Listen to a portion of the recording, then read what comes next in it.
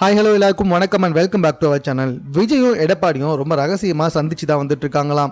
அப்பப்போ ஃபோன் கால்லையுமே வந்துட்டு பேசி வந்துகிட்டு இருக்காங்க. எதுக்காக அப்படின்னு சொல்லி பார்த்தீங்கன்னா, வேற எதுக்கு கூட்டணி விஷயமா தான் 2026 கூட்டணி விஷயமா தான் இவங்க ரெண்டு பேரும் பேசி வந்துகிட்டு இருக்காங்களாம். அது எப்படி முடியும்? அதுதான் ஏடிஎம்கே வந்துட்டு பிஜேபியோட கூட்டணி வச்சுட்டாங்கல்ல, அதான் அமித்ஷா கூட சொல்லிட்டாரு. அப்புறம் எப்படி இவங்க ரெண்டு பேரும் கூட்டணி வைக்க முடியும்னு பார்த்தா அதெல்லாம் அப்படிதாங்க. உங்களுக்கே நல்லா தெரியும், எடப்பாடி பழனிசாமி அவர்கள் இப்போ பேசினான்னா அதை நாளைக்கே வேற மாதிரி மாற்றி பேசுவார். நான் ஒருபோதும் பிஜேபி கூட கூட்டணி வைக்க மாட்டேன்னு சொன்னவர் தான் டெல்லிக்கு போயிட்டு வந்து கூட்டணியே வச்சுட்டாரு. ஏன் அதுக்கு முன்னாடி, அதாவது டெல்லிக்கு போகிற முந்தின நாள் கூட வந்துட்டு, ஏங்க நான் எப்போ சொல்லிட்டேன்ல வைக்க மாட்டேன் அப்படின்னு கோவமா பேசிட்டு போனவர் திரும்பி வந்து கூட்டணி அப்படின்ற மாதிரி வந்துட்டு சொல்லிட்டாரு. அவர் எங்க சொன்னார்? அமித்ஷா தான் சொன்னார்.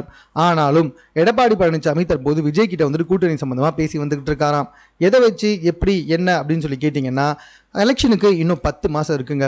அந்த 10 மாதத்துலேயே வந்துட்டு பிஜேபியை கழட்டி விட்டுலான்னு சொல்லிட்டு எடப்பாடி பழனிசாமி ஆல்ரெடி பிளான் பண்ணிட்டாரு. ஏற்கனவே அமித்ஷா, அண்ணாமலை, தமிழிசை இவங்க 3 பேருமே கூட்டணி ஆட்சி அமையும் அப்படின்னு சொன்னாங்க. அதாவது கூட்டணி கட்சிகள் ஆட்சி அமையும் அப்படின்ற மாதிரி, அதுவும் ஆட்சியில் வந்துட்டு பங்கு கேட்போம் அப்படின்ற மாதிரி தான் அவங்களுடைய பேச்சு இருந்துச்சு. ஆனால் முந்தா நேற்று பேசின நம்ம எடப்பாடி பழனிசாமி அவர்கள் என்ன சொல்லியிருந்தாருன்னா, கூட்டணியில் ஆட்சி அமையும்னா அது எங்கள் கூட்டணி தான், அதாவது எங்கள் கட்சி தான், நாங்கள் தான் ஆட்சி அமைப்போம் அப்படின்றதுல எந்த டவுட்டுமே இல்லை அப்படின்னு சொன்னார். இது அப்படியே அமித்ஷா பேசுனதுக்கு எதிராக இருந்துச்சு. மேலும் முதல்வர் வேட்பாளர் நான் தான் முதல்வராகவே, என் கட்சி தான் ஆட்சி அமைக்கும், ஆட்சியில் யாருக்கும் பங்கு தர முடியாது அப்படின்றதையும் தெளிவாக சொல்லிட்டாரு. இது அண்ணாமலை, தமிழிசை, அமித்ஷா இவங்க பேசின எல்லாத்துக்குமே ஆப்போசிட்டாக இருந்துச்சு.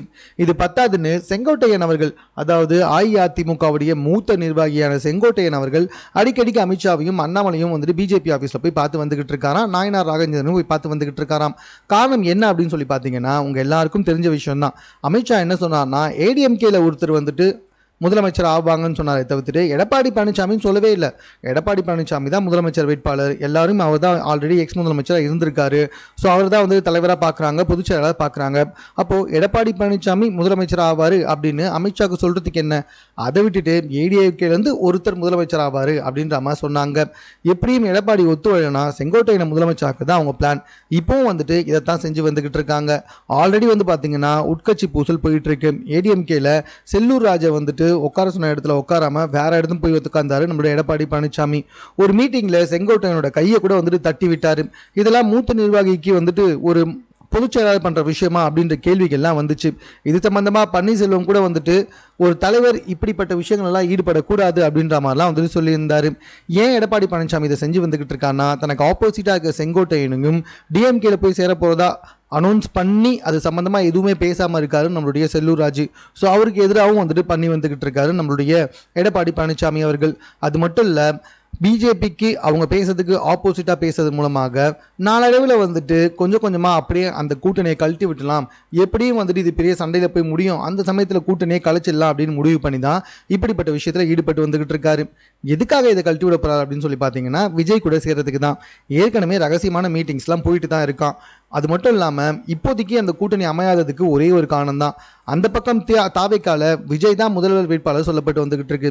இந்த பக்கம் ஏடிஎம்கேல எடப்பாடி பழனிசாமி அவர்கள் தான் முதல்வர் வேட்பாளர் அப்படின்னு சொல்லப்பட்டு வந்துகிட்டு இருக்கு. ஸோ இவங்க ரெண்டு பேர்ல யார் முதல்வர் அப்படின்றது தான் இப்போதைக்கு அந்த கூட்டணியில ப்ராப்ளமா போயிட்டு இருக்கான். ஒருவேளை விஜய் மட்டும் விட்டு கொடுத்தாருன்னா, நிறைய விஜய் விட்டு கொடுக்க தான் வாய்ப்பு இருக்கு. ஏன்னா அந்த கட்சியில பினான்சியலா நிறைய பிரச்சனைகள் இருக்கு. காசு இருக்க வேட்பாளருக்கு தான் வந்துட்டு சீட்டு கொடுக்கப்படும் அப்படின்னு சொல்லப்பட்டு வந்துகிட்டு இருக்கு. மேலும் பதவிக்கு காசு வாங்குவதும் வந்துக்கிட்டு தான் இருக்குது. ஸோ இது எல்லாம் எதுக்காகனா, விஜய் வந்துட்டு காசு செலவு பண்ண மாட்டேன் அப்படின்னு சொன்ன காரணத்தினால தான். ஸோ கண்டிப்பாக வந்துட்டு காசு யார் வச்சுருக்காங்களோ அவங்களுக்கு தான் சீட்டு கொடுப்பேன் அப்படின்ற மாதிரி தான் வந்துட்டு தாவேக்காவில் ஒரு டாக் வந்துட்டு போயிட்டுருக்கு. ஆல்ரெடி அது சம்மந்தமான சண்டைகள்லாம் நீங்கள் கூட நிறைய டெலிவிஷனில் பார்த்துருப்பீங்க. ஸோ விஜய் வந்துட்டு ஏடிஎம்கே மாதிரி ஒரு மிகப்பெரிய பணக்கட்சி அவர் கூட கூட்டணிக்கு வந்தால் அவர் சிஎம் போஸ்ட்டை விட்டு கொடுக்க வாய்ப்பு இருக்குது. ஆனால் அவர் வந்துட்டு டெபுட்டி சிஎம் ஆவார். எடப்பாடி பழனிசாமி வந்துட்டு சிஎம் ஆவதுக்கு நிறைய சான்சஸ் இருக்குது. எது எப்படியோ கட்சி ஆரம்பித்த முதல் தேர்தலையே டெபுட்டி சிஎம் ஆனா அப்படின்ற பெருமை கூட விஜய் கிடைக்கிறதுக்கு வாய்ப்பு இருக்கு இல்லையா? ஸோ இதனால் விஜய் விட்டு கொடுப்பதற்கு நிறையவே சான்சஸ் இருக்குது.